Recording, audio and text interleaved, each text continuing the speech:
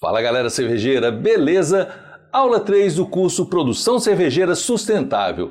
Depois de abordarmos aí o contexto sobre o mercado cervejeiro comercial e da produção caseira, chegou a hora de entrarmos num assunto mais direto, né? Eu sei que a primeira aula foi um pouco extensa, mas era necessário a gente fazer essa introdução inicial aí.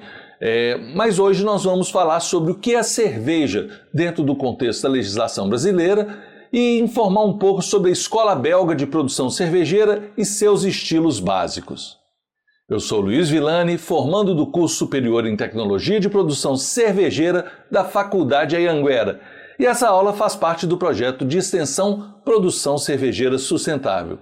Esse é o canal Vilas Universo Cervejeiro.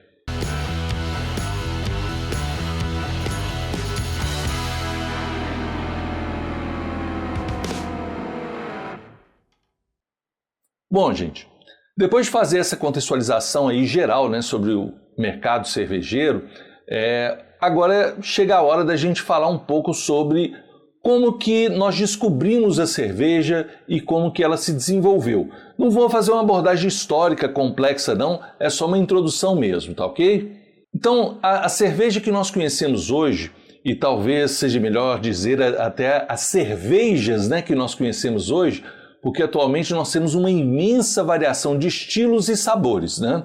E parece até que são bebidas diferentes em determinadas circunstâncias. E é bem diferente da cerveja original. As cervejas antigas, né, dos primórdios, lá da época da Mesopotâmia, elas não eram elaboradas ou tão elaboradas como a nossa cerveja, mas a base é a mesma. Então, gente, há registros de que o homem tenha descoberto a cerveja na região da Mesopotâmia, que corresponde aí ao Iraque e o Kuwait, tá? E isso ocorreu há mais de 10 mil anos. Então a cerveja ela é derivada da fermentação da cevada e sua descoberta possivelmente ocorreu de forma espontânea, né? Paralelamente aí ao desenvolvimento também dos princípios da agricultura. Ou seja, quando o homem começou a plantar e armazenar grãos para sua subsistência, né, ao longo do ano, foi possivelmente quando ele também descobriu a cerveja. Isso ocorre da seguinte forma: uma das linhas, né, sobre a história da cerveja que defende essa descoberta, ela fala que os grãos, quando eles eram colhidos, eram armazenados em jarros, né, de barro, e esses jarros, muitas vezes, eles eram submetidos à chuva e passado por um processo aí de algumas reações estimuladas durante a germinação desse grão. Então, pela ação da chuva, ele fica úmido, ele germina e quando ele começa a brotar, né, nesse início da germinação, se ele seca, ele interrompe essa ação de desenvolvimento da planta. E aí já produziu algumas reações específicas que favorecem o processo de transformação do amido em açúcar. Hoje nós induzimos isso aí, né, de uma forma controlada, que é chamada de malteação, né? Então hoje a gente produz o nosso malte de uma forma muito mais industrial até, né? Então, essa forma artesanal e como foi descoberta, a gente não tem ao certo uma referência, mas entende-se que foi dessa forma, foi de uma forma espontânea.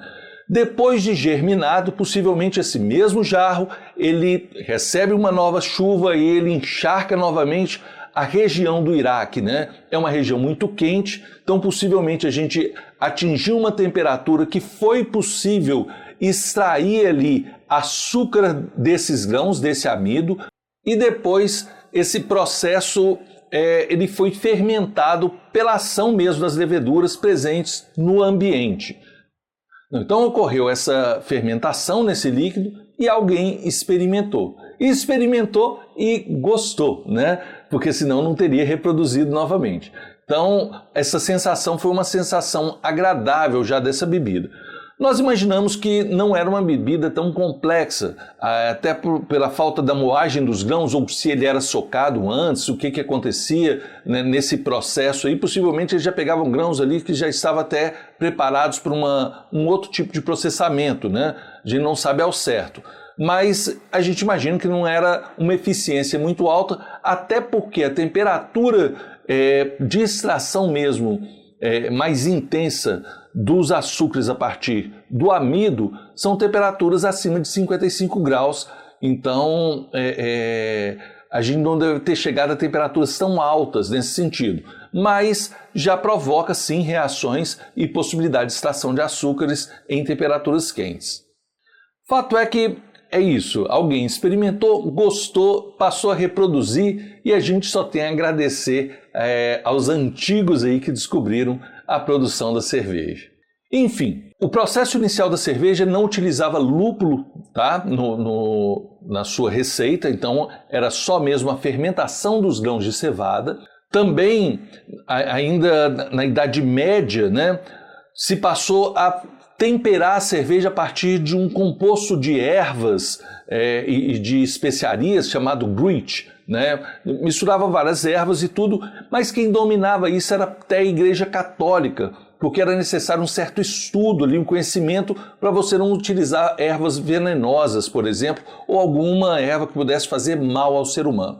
Então, quem tinha mais estudo eram os frades e as freiras, né, que produziam cerveja e ajudavam nessa produção e também trabalhava nessa cultura de medicina, né, essa cultura medicinal aí a partir das plantas.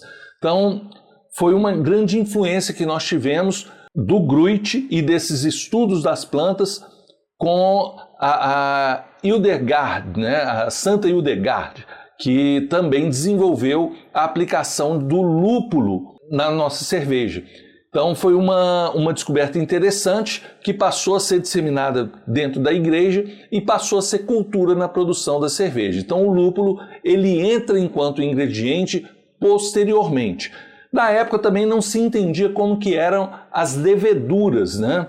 Como que se processava. Então a fermentação ainda acontecia de forma espontânea, ainda não tinha como separar e utilizar o fermento como a gente faz hoje. Então a cerveja hoje ela é produzida de uma forma mais elaborada, de forma controlada, com um conhecimento específico sobre como utilizar os seus ingredientes, né, os insumos básicos para a sua produção, que é a água, malte, lúpulo e a levedura.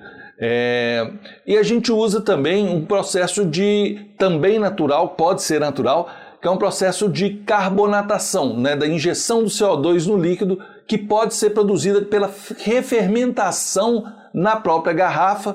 Quando a gente termina o processo de fermentação, ainda tem resíduo de leveduras, e a gente adicionando uma calda, uma pequena quantidade de açúcar, pode ser até o açúcar direto, ele vai refermentar, né, e ele vai gerar CO2. O nível de álcool que ele gera aí depois é muito pequeno, né? A fermentação ela gera álcool e CO2. Mas esse CO2 que é gerado pela refermentação desse açúcar, ele não sai em função da tampinha, né? E aí você tem a absorção do líquido, do gás, né? Do gás carbônico no líquido, que é a nossa cerveja. Então, também esse processo de carbonatação ele foi descoberto posteriormente, porque antes não se invasava com garrafas nem hermeticamente fechada com uma tampinha ou rolhas, né, como a gente tinha já com os vinhos. Então esse é um processo também posterior. E aí, gente, a nossa legislação ela baseia-se nesses ingredientes básicos, mas hoje a gente já tem uma possibilidade maior de utilização de outros adjuntos, né? O que a nossa lei fala? Primeiro que a lei ela é estabelecida e difundida a partir do Ministério da Agricultura e da Pecuária, né? O MAPA é quem faz a fiscalização, a gente já falou isso na primeira aula, mas é importante a gente saber isso. E aí a definição básica, legal, é que a cerveja é uma bebida fermentada, advinda do mosto de cevada, onde a ação da levedura transforma os açúcares, né, do mosto em gás carbono e álcool, e com a adição de lúpulo no processo de fervura. Então, justamente a definição ela já mostra um processo de como se produz cerveja. E a lei permite que uma fração da cevada maltada, né, do malte, poderá ser substituída por extrato de malte e ou adjuntos cervejeiros, tá? Então, o que a gente entende por esse processo? A cerveja deve ser produzida a partir do malte, mas ela pode ser produzida a partir do extrato do malte, que já é um malte processado, né? A gente já tem essa possibilidade, existe inclusive o extrato seco, né? Que a gente usa aí também para a produção de cerveja em casa, é possível usar até de uma forma mais fácil e tranquila de se produzir, que é um outro processo que nós temos de produção. E podem ser adicionados adjuntos de origem animal, vegetal e outros. Então a lei hoje ela amplia. Então antigamente nós não poderíamos usar, por exemplo, o mel, que é um adjunto de origem animal, mas a gente não poderia utilizar. Hoje já é permitido, né? E esses adjuntos eles vão sofrer então a ação das leveduras e também vão ajudar o processo de fermentação, né? Então nós temos aí o uso do milho, o uso do arroz também para gerar um número maior de açúcar nesse processo de sacarificação, transformação do amido em açúcar. E desses ingredientes, a água corresponde a cerca de 90% da cerveja. Isso é interessante a gente dizer porque a água ela terá também forte influência em algumas escolas e estilo cervejeiro. O perfil dessas águas de cada região ela interferiu nos estilos que foram criados em todo o mundo, né? A cerveja originalmente ela era produzida em temperatura ambiente, né? Em ambientes quentes, como nós vimos, e isso significa que a fermentação ocorria de forma espontânea. E a temperatura também era a temperatura ambiente, né? O que para a gente hoje é considerado uma temperatura de alta fermentação. A temperatura baixa, por volta aí, no máximo a 15 graus, entre 7 e 12 geralmente, que são as lagers, né? Elas são fermentadas a uma temperatura mais baixa. Isso não ocorria originalmente. Mas ainda hoje nós temos cervejas que são fermentadas por ação espontânea, né? Na Bélgica, a gente tem uma região específica que produz a cerveja chamada Lambic, que são cervejas de fermentação espontânea. Então, essa é uma tradição belga, por isso nós vamos até começar pela escola belga, porque ela dá continuidade à cerveja que deu origem aí ao que nós hoje chamamos de cerveja. Eu não me lembro o nome agora, mas ela tinha um nome diferente, não era chamada de beer ou qualquer outro nome que expresse hoje o conceito de cerveja, tá, gente? Isso aí foi também amadurecendo com o tempo. Mas essas cervejas de fermentação espontânea na Bélgica, depois da mosturação, eles passam o moço por tinas enormes, né, quadradas, assim, são tinas grandes, e o moço fica exposto ao meio ambiente da própria cervejaria, onde contém micro-organismos que vão atuar na fermentação. Isso demora, o processo é mais demorado, bem mais demorado, é um processo mais longo, essas cervejas não são baratas por isso, e elas têm características muito próprias, tá? São cervejas bastante diferentes. Eu tive a oportunidade de visitar uma cervejaria dessa na Bélgica, e a cervejaria Cantillon, e a cerveja, assim, ela remete muito mais ao vinho, o sabor dela, é um vinho bem seco, do que ao sabor da cerveja, como dos principais estilos que a gente está acostumado aqui no Brasil. E além das cervejas de fermentação espontânea, nós temos a divisão, então, das cervejas fermentadas em temperaturas mais elevadas, como eu disse, né, que são as ales, que são fermentadas geralmente entre 15 e 24 graus, mas ela pode também ser fermentada acima dos 24, tá, gente? E as lagers, que fermentam geralmente entre 7 e 12 a 15 graus aí. E o que difere o perfil de fermentação das duas, né, em relação à temperatura, é a ação da levedura. E embora as leveduras mais ativas, né, para fermentar aí, a fermentação numa alta temperatura, seja a espécie Saccharomyces cerevisiae, né, a outra leva, né, a outra espécie, que é a Saccharomyces pastorianus, ela é de origem da Saccharomyces cerevisiae, tá? Era uma variação dela e elas foram adaptadas para atuar de forma mais intensa em baixas temperaturas. E isso promove um perfil da cerveja bem diferente. É o que difere as cervejas ales das cervejas lagers, né? Então as lagers são fermentadas em baixa temperatura, as ales em alta, e o perfil da alta temperatura ele é um pouco diferente. Ele traz aquele frutado, né? Ele dá aromas diferentes para a cerveja e sensações também na boca de sabores diferentes. Já as lagers, elas têm uma fermentação aí de perfil mais neutro, né? Então ela não tem essa interferência toda.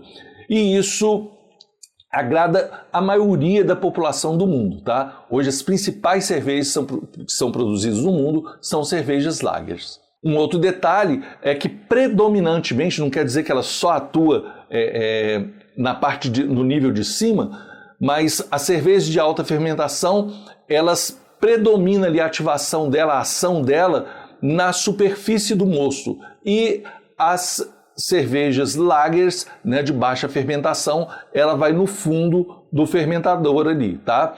Então, isso também é um detalhe que é importante para a gente compreender a diferença entre as duas cervejas. Atuando embaixo, então, as lagers elas têm um perfil mais limpo, né?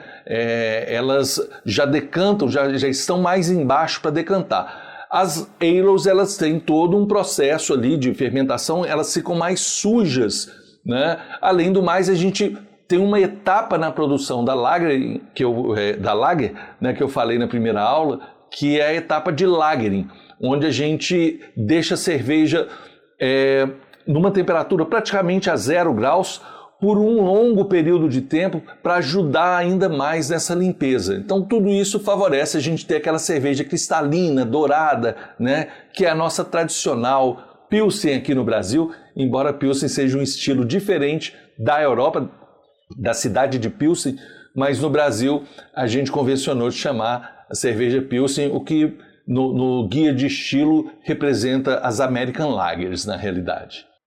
Agora, gente, tem que tomar um certo cuidado com esses conceitos, porque tem gente que mistura as coisas. Tem gente que acredita que as cervejas lagers são cervejas menos complexas, tá? Porque elas são mais neutras. Mas não é bem por aí, não. A gente tem variedades de estilos altamente complexos das cervejas lagers, tá?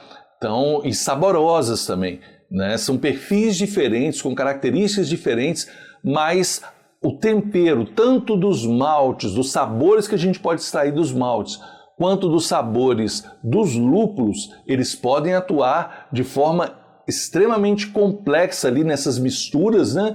E a gente tem cervejas, inclusive cervejas com intenso teor alcoólico, né? Então, vamos tomar cuidado com essas questões ao falar sobre imaginar que a lager é só a nossa Pilsen aqui do Brasil. É muito diferente disso. A gente tem muitos outros estilos por todo o mundo que favorecem outras questões. No mais, quando a gente for abordar as outras escolas, a gente vai falar um pouco sobre isso, principalmente a escola alemã, que é uma escola que tem tradição de lagers, né? E aí fica mais fácil a gente entender esses perfis.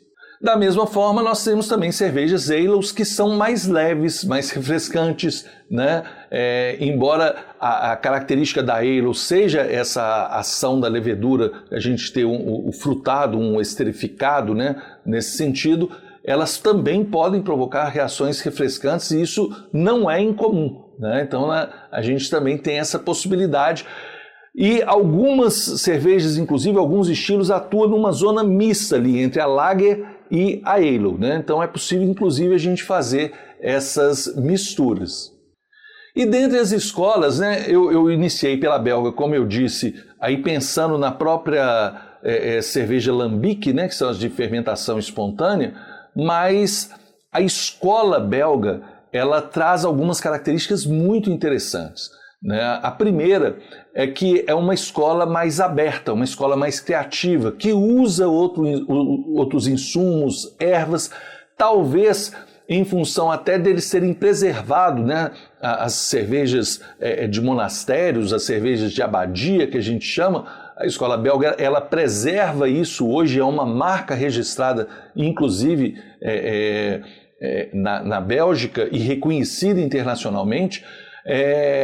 A escola belga, ela preserva a característica de misturar outros insumos, ervas, especiarias, frutas, né? Coisa que não acontece em algumas escolas, que são mais tradicionais em relação ao perfil do uso específico só de água, malte, lúpulo e levedura. Então, isso é interessante a gente saber, porque a escola brasileira tem se aproximado muito da escola belga. Nós temos feito uma variedade muito grande de misturas, de experimentações e que tem tido um resultado muito bom e elogiado internacionalmente. Então, as escolas, elas são influenciadas pelo tipo de insumo ali disponível na região, né, pela característica que esses insumos vai dar, e a gente vai ver que o lúpulo, por exemplo, norte-americano, de uma mesma variedade que um lúpulo europeu, ele adquiriu características diferentes, características sensoriais e tudo, então ele teve adaptações ao clima específico dos Estados Unidos que impacta na escola americana, né? Então isso também é interessante a gente saber, né? Vai influenciar aí todo o comportamento de consumo, inclusive, das pessoas, né? A cultura de consumo, ela é influenciada pelo clima e pela variedade de insumos e a qualidade desses insumos de cada região. Então a escola belga é considerada mesmo um exemplo aí de escola mais livre, inventiva e criativa. E tem sido inspiração principalmente para a escola americana, e nós não somos reconhecidos como escola de produção cervejeira, mas os cervejeiros brasileiros têm inspirado muito nessa escola.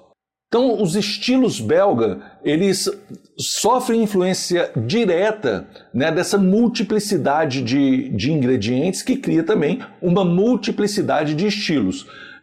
Tem uma característica marcante de serem cervejas com alto teor alcoólico, né? É uma forte tendência também a aromas bem frutados, esterificados, né? Bem como apresenta sabores condimentados advindos tanto dos lúpulos quanto das especiarias e frutas utilizadas na sua produção, né? Alguns estilos são mais ácidos também, que é uma outra característica, os estilos ácidos da escola belga. Inclusive, as cervejas lambic são cervejas bastante ácidas, né? Mas eles têm outros estilos que proporcionam acidez, e aí é gerada propositalmente uma acidez para ter um sensorial diferenciado nesse sentido. Portanto, a complexidade das cervejas é uma característica marcante da escola belga. Agora, para quem acha que é só cerveja forte que a Bélgica produz, não. Ela também tem estilos e cervejas lagers, inclusive cervejas diferenciadas e cervejas mais leves, tá? Então, tem de tudo lá pela escola belga. Alguns estilos clássicos, então, que exemplificam as características da escola belga são as Flanders Red Ale, as Oud Bruin, as Lambics, a Gilze, né, e a Fruit Lambic. Lambic, Gilze e Fruit Lambic são variedades da Lambic. Witbier, Belgian Pale Ale, Belgian Blonde Ale, a Saison, né, a Belgian Gold Strong Ale, Trapista, Belgian Double, Belgian Tripel, a Quadrupel, né, e a Dark Strong Ale. Esses são os estilos que às vezes a gente até consome aqui no Brasil sem saber que são estilos tradicionais da Bélgica. Um outro detalhe também, que a gente fica falando escola belga, mas ela tem uma influência francesa. Na realidade, essa escola é uma escola franco-belga, né? Ela não é só belga. Até por fazer divisa ali entre os países e ser dois países de língua francesa, eles recebem a influência mútua. Bom, gente, quem quiser adentrar mais aí, estudar mais sobre estilo, geralmente os sommeliers, né, trabalham muito com essa questão do sensorial, com o desenvolvimento sensorial e o conhecimento, isso faz parte da profissão, Mas a gente tem 2 livros aqui muito bacanas, um do Randy Muscher, que é esse aqui da Degustando Cerveja, né? Vou falar mais sobre ele daqui a pouco, e um outro que é o Guia de Sommelieria, né? Guia de Sommelieria de Cervejas, da Bia Amorim, né? Organização da Bia Amorim. Também é um livro muito interessante que nós temos aqui no Brasil, porque ele fala um pouco da cultura da cerveja de uma forma geral também aqui no nosso país, né? Então, eu indico aí para quem quer conhecer um pouco mais sobre os processos de produção cervejeira e o conhecimento sobre as escolas cervejeiras. Então, quem aprecia aí uma boa cerveja e quer conhecer mais, gente, eu comecei a fazer cursos de sommelier e já fiz alguns cursos, né, de degustação de cerveja, de off-flavors, de conhecer o sensorial. A gente não faz ideia o tanto que a gente vai apurando o nosso sensorial. Porque a gente precisa ter uma variedade de experiências, né, sensoriais mesmo, eu saber associar um sabor àquilo que eu estou degustando na cerveja. É até engraçado, porque eu tomava cerveja Budweiser antes dela ser produzida no Brasil e eu senti um sabor de tutti-frutti. E num desses cursos é um sabor característico dela mesmo. Então eu já tinha essa percepção sensorial, eu falava que tinha gosto de chiclete. Isso não é um defeito, tá? Isso não é um off-flavor, é na realidade um on-flavor. É desejável que ela tenha esse diferencial. Claro que não é o gosto de chiclete, é um gosto lá no fundo, né? Então esse frutadinho no final ele é desejável. E eu já tinha essa percepção na década de 90, né? Então, isso ficou na minha cabeça. Quando eu fiz o curso há pouco tempo atrás, eu fiquei sabendo que isso era uma característica realmente da cerveja, né? Então, os sabores que nós conhecemos de frutas é muito comum. Eu, por exemplo, eu uso o lúpulo Citra e eu associo ele ao maracujá, que é a minha memória sensorial que vem. Para minha mãe que conhece o jambo, né, e um amigo meu também que gosta muito de jambo, para eles o lúpulo ele traz o sabor do jambo. Então as cervejas que eu produzi com citra, sempre que eles bebem, eles já falam assim, não, essa cerveja tem sabor de jambo. Então é muito interessante como que a gente precisa de conhecer e ter experiências diferentes para a gente entender que tem uma mistura de sabores, não é um ou outro, né? Ali tem uma série de possibilidades. Tem pessoas mais sensíveis para distinguir esses sabores, tem pessoas mais sensíveis a determinados sabores. Então, no curso de off-flavors, que são sabores indesejáveis na cerveja, tinha cerveja que a gente não percebia nenhum defeito, porque a gente não tem a sensibilidade a esse defeito. Então, o nosso sensorial não capta. Outras pessoas que pegavam e para elas eram simplesmente intragáveis aquela cerveja. Então, muito interessante isso. Esse mundo também do conhecimento, do que você vai oferecer de conhecimento para os seus clientes, né, ou para os seus amigos, em rodas de amigos. Então, eu sempre indico essas leituras em função disso.